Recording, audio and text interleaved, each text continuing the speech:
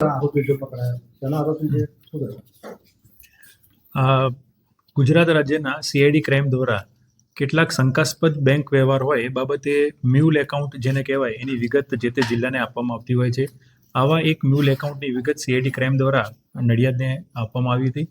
એમાં આ તપાસ સીઆઈડી ક્રાઇમને સોંપવામાં આવી, જેના આધારે તપાસ કરતાં જાણવા મળ્યું કે ખાતરજ ચોકડી મહેમદાવાદ ખાતે 3 જે આપણા આરોપી છે ગિરીશ, પિયુષ અને નિતેશ, એ લોકોએ એક ભાગીદારી પેઢી બનાવી એસબીઆઈ બેંકમાં એક એકાઉન્ટ ઓપન કર્યું હતું અને આ એકાઉન્ટ એમને સુરતના જિગ્નેશ અને ધવલ એમને ભાડે આપ્યું હતું.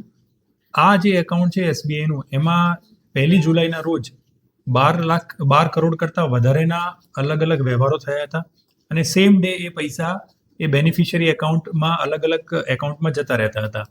આ જે પૈસા હતા એ મુખ્યત્વે જે સાયબર ફ્રોડના જે પૈસા લોકો પાસે ફ્રોડ કરીને જે ખાતામાં જમા કરવામાં આવે છે એ પ્રકારના પૈસા હતા. અને એ સિવાય જે નાની રકમ જે હતી એ બધી ગેમિંગની રકમ હોવાનું પ્રાથમિક તપાસમાં જાણવા મળેલ છે. આ તમામ પૈસા એ લોકોએ અલગ અલગ બેનિફિશિયરી એકાઉન્ટમાં ટ્રાન્સફર કરેલા છે. એટલે હવે કયા એકાઉન્ટમાં તમામ એકાઉન્ટ ફ્રીઝ કરવામાં આવે છે અને આગળ કયા એકાઉન્ટમાં પૈસા આગળ ચેઇન બનીને આગળ ગયા છે એ બાબતની તપાસ સાયબર ક્રાઇમ દ્વારા કરવામાં આવશે. કેટલા ખાતા ખોલેલા, કેવી રીતે ખાતા ખોલેલા? મુખ્ય ખાતું એક છે અને એ ખાતામાંથી અલગ અલગ બેનિફિશિયરી એકાઉન્ટમાં પૈસા ગયેલા છે, પણ જે 3 એકાઉન્ટ જે સુરતના છે એમાં સૌથી વધારે પૈસા ગયેલા છે. કેવી રીતે સાહેબ પકડે?